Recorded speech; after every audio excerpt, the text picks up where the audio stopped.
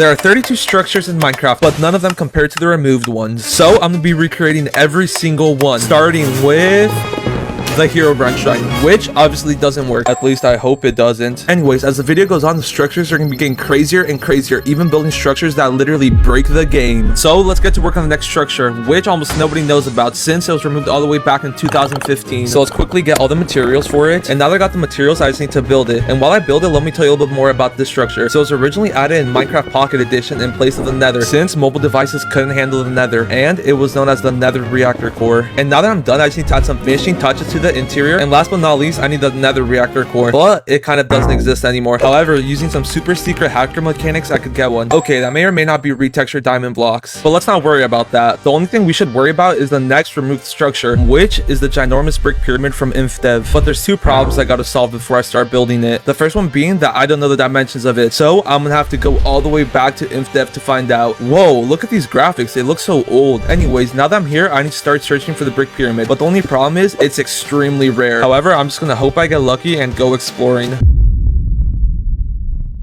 Yeah, so it turns out my luck is terrible, and not being able to run didn't help. But I did some research, and it turns out all I have to do is load into a brand new world and turn 45 degrees to the left. And now I just have to run for a couple hundred blocks, and if I did everything right, there should be, yes, a brick pyramid. So now I just need to mark out the dimensions using some of the blocks Mojang generously gave me, and it turns out the pyramid is exactly 127 by 127 blocks. So now that leads me to the second problem, which is actually getting the 16,000 bricks needed to build it. And since getting it all manually would take over 6 hours, I'm gonna use this contraption known as a void trader, which lets me infinitely trade with villagers without them locking their trades. And now that I got the bricks, I'm gonna start by making the outline, and this is a lot bigger than I thought it would be. So let's stop wasting time and get to work. There's row 1, row 2, row 7, and with that row I'm halfway done. And the cool thing about building pyramids is that the higher up you get, the easier it is to build. So having said that, let me finish the pyramid.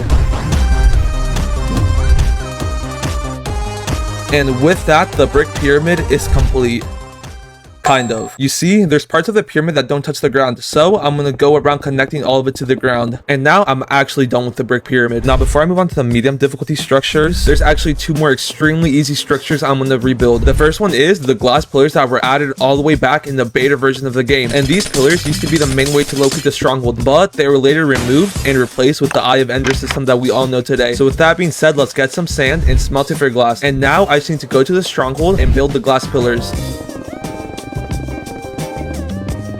There's the first one done, so now I just need to quickly build the second one. And now that I got those out of the way, it's time to move on to the last easy structure, which is the in-dev house. And all it was a small 7x7 house that you used to spawn in. And there was actually two variations of it. The original one was made out of mossy cobblestone, while the second one was made out of oak planks. Also, these houses had 2 torches and 3 chests. One chest contained basic starter gear. The second one was full of TNT, which I could just make using gunpowder for my raid farm. And the final chest contained a stack of every block in the game. But that sounds like way too much work. So I'm just gonna put a piece of meat in there and call it a day. And now that I'm done with the easy structures, it's time to move on to the medium ones. So on that note, let's start working on the first medium structure, which is the Xbox 360 tutorial world. And there's actually 11 unique worlds, but for the sake of simplicity, I'm just going to be recreating the most popular one. Also, to make this structure feel a bit more nostalgic, I've added a texture pack that makes Minecraft look a bit older. So with that being said, let's find a place to build it, and I think right here should work. So let's start by flattening out the area. And now using grass, stone, and dirt, I can start building the custom terrain. The only problem is I don't have grass, stone, or dirt. And now that I got those materials, I can start building the terrain. And if you were wondering how I know where everything goes, it's a mod called Limatical, which pretty much lets you make blueprints of pretty much anything in the game. So with that being said, let's finish up building the terrain.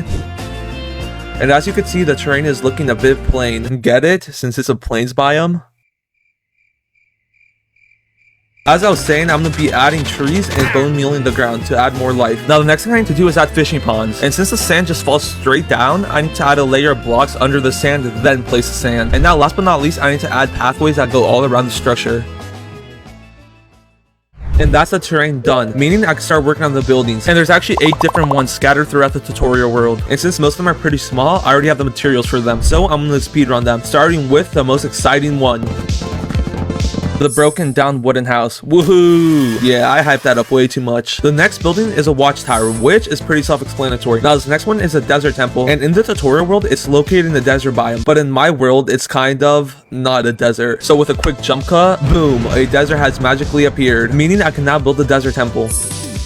Also, this temple had a redstone contraption that dispensed paper every single time you went in. Why paper? I have no idea. Anyways, the next part I'm gonna work on is a farm area, which contains a mini garden and a pen for animals. And I don't even know if you could call these buildings, but I'm just gonna roll with it. Also, these pens are normally supposed to be